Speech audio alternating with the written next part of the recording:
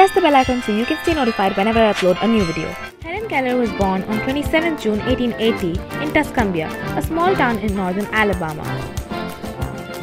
And in these videos, I walk you through the chapter summaries of The Story of My Life, a novel written by Helen Keller. Helen began her second year at the Gilman School, that is, Cambridge School for Young Ladies. She was full of hope and determination to succeed, but it was not so easy. She was confronted with unforeseen difficulties. She had to study mathematics, physics, algebra, geometry, astronomy, Greek, and Latin. Unfortunately, many of the books she needed had not been embossed in time. She did not have important apparatus for her studies. The classes were very large and it was impossible for the teachers to give her special instruction. Miss Sullivan had to read all the books to her. For the first time in 11 years, it seemed as if her dear hand would not be equal to the task. It was necessary for her to write algebra and geometry in class and solve problems in physics. She could not do it without the help of a braille writer. She could not follow with her eyes the geometrical figures drawn on the blackboard. Her only means of getting a clear idea of them was to make them on a cushion with straight and curved wires.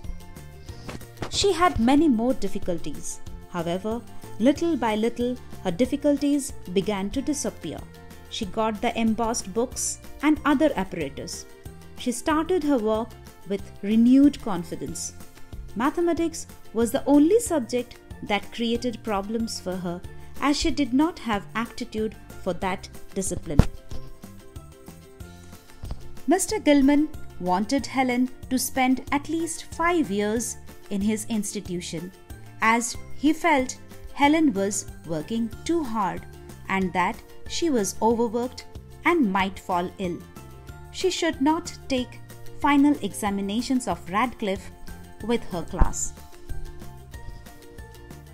But Miss Sullivan was confident that she required shorter period. Even Helen wanted to pass out along with others of her class. This difference of opinion resulted in her mother's withdrawing Mildred and Helen from the Cambridge school. Helen continued to study under a tutor, Mr. Merton S. Keith of Cambridge, who taught her algebra, geometry, Greek, and Latin, and Miss Sullivan interpreted his instructions. Finally, Helen was ready for the final examinations for Radcliffe. The authorities did not allow Miss Sullivan to read the examination papers to her. Mr. Eugene C. Vining, one of the instructors at the Parkinson's Institution for the Blind, was employed to copy the papers of her in American Braille. Helen talks of the difficulties that arose in Braille, in geometry and algebra. She talks of the anxiety she felt 2 days before the examinations. Mr. Vining sent her a Braille copy of one of the old Hubbard papers in algebra, but to her dismay, it was all in American notation. That obstacle was crossed just a little before the examination. It happened when Mr. Vining explained more fully the American symbols.